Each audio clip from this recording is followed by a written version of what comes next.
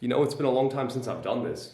I don't even think I can do the thumbnails the way I used to. I opened a new Word document for the first time in a couple of months to write the script for this, and now even that's trying to push AI on me. Like, I'm out of touch. You know, I even had Adobe Premiere Pro for the last few years, but I lost the license after I graduated high school, so back to square one.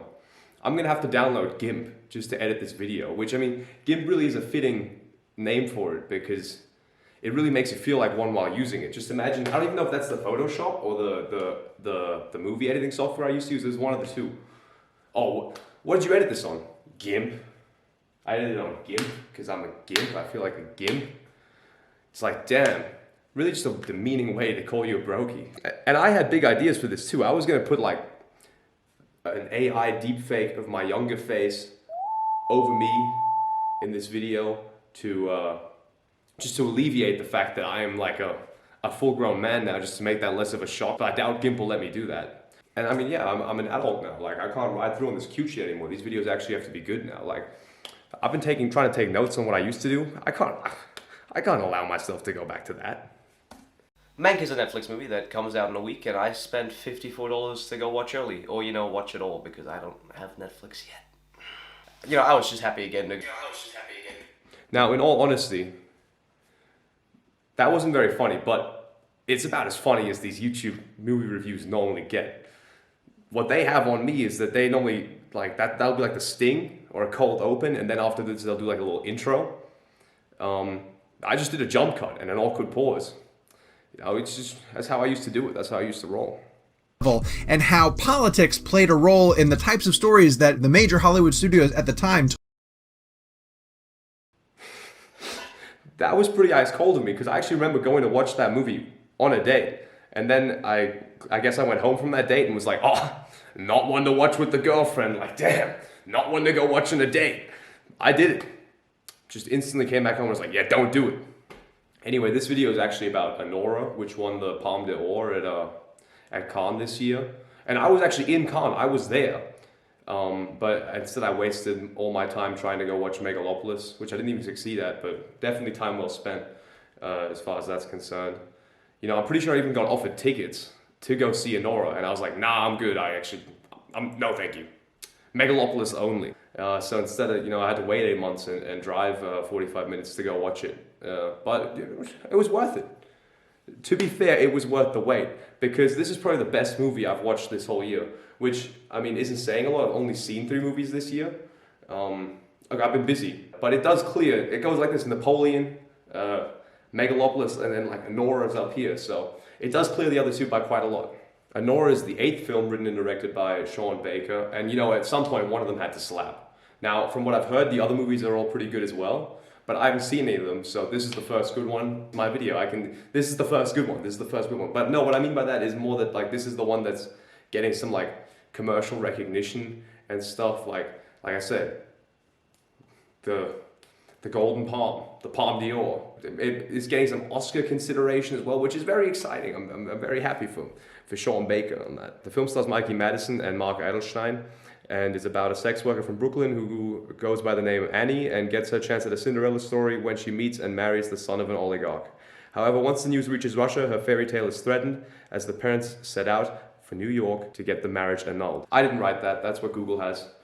I'm not out here using words like fairy tale too often or anything like that, but I think it's a pretty good description because it's very vague, which is good. And I'm going to give away a little bit more than that, but nothing serious. Right, so both my grammars, because I didn't want to talk about prostitutes, I basically was like, oh, it's a Pretty Woman, but gone wrong IRL. Because the first half of the movie really is like a modern day Pretty Woman. It's like huge respect to the fact that Annie's just out here hitting the jewel like throughout the whole movie, because what else would she be doing? And then the second half of the movie is uncut gems basically, but not as stressful, but close. Like the first half of the movie was paced like a regular movie, and then all of a sudden a scene goes on for like 10 or 15 minutes, and that's when you stop watching like the fairy tale rom-com and start seeing some real shit. Because from that point on the movie is tense. Not that it was uninteresting beforehand, but after that Sean Baker and his actors kind of perfectly managed to balance comedy and suspense in almost every scene. And the movie really flies. I heard some criticism that the film was too comedic, which I didn't really think at all, because I mean, in real life, in a bizarre situation like this, like what would happen? Like there's gonna be some jokes. And besides, the premise of the movie is so bizarre that it would be silly not to expect that if something like this happened in real life, it wouldn't be just as much of a slapstick as it is in the movie. Also, the fact that most scenes kind of go through with having like a set amount of tension and stakes and also some comedy really makes the last two scenes, when there's no more silly shit going on, completely heartbreaking, to be honest. And this works so well mostly because of the performance of Mikey Madison, who does like a really good job at playing like a very mature and guarded woman, but who does let her guard down and might believe something that is too good to be true. And that's why her counterpart, I think Ivan, played by Mark Eidelstein, works so well, because he's the exact opposite. For him, anything is possible, and maybe the only thing that makes it realistic is that he's just really that goofy and also still very clearly a child. And Mark does a good job at making his like character very sympathetic for the first half of the movie, to the point where it's like you could believe that this like kind of idiot, like someone would actually fall in love with him. And then he does a very good job in the second half of the movie of making him very unsympathetic, which is all I can really say without spoiling much. And I don't want to spoil more, because you really should go into this like just kind of thinking this is the new Pretty Woman without knowing anything else, because then it gets way better than the second half. It's just like, what is this? This wasn't in the original. So I'll get full nerd for this one, actually. The other performances in the film were also brilliant. The supporting cast isn't very big, but they do a good job at essentially playing people who, despite being at odds with Annie, are from the same world as her and live real lives. Overall, the movie looks fairly good. It was shot on 35mm, which obviously does make a difference.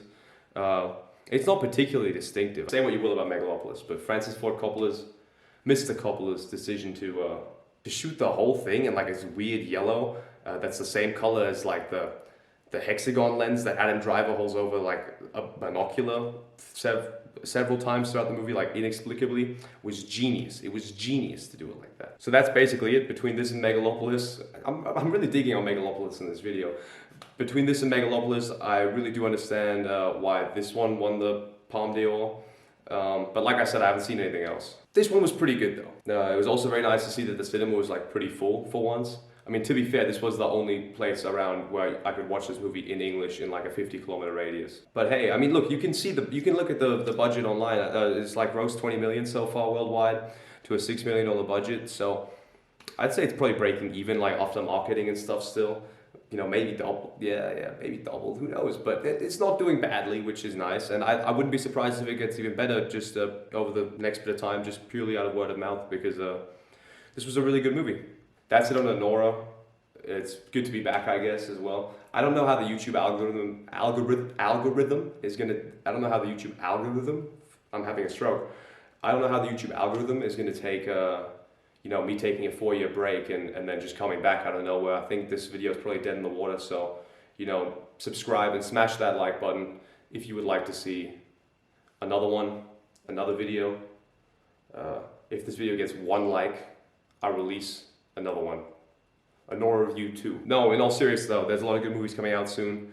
It's a real shame I have to drive at least half an hour before I can watch any of them, but I'll try my best, I guess. I want to do other stuff too. And also, to everyone waiting on the Yeezy video, it's coming. It's coming soon, guys. Be patient. Like I've said, like I've tweeted, I've just been waiting for the technology to catch up. But now Kanye's an anti-Semite as well. And even worse, he's released some really awesome music this year. So I think I'm going to have to delay it again, unfortunately. I mean, I have filmed it, but I'm pretty sure I filmed it even before Kim divorced him. So yeah, I think considerable reshoots are probably necessary. I mean, it's 2024, you really just can't be out here glazing Kanye anymore.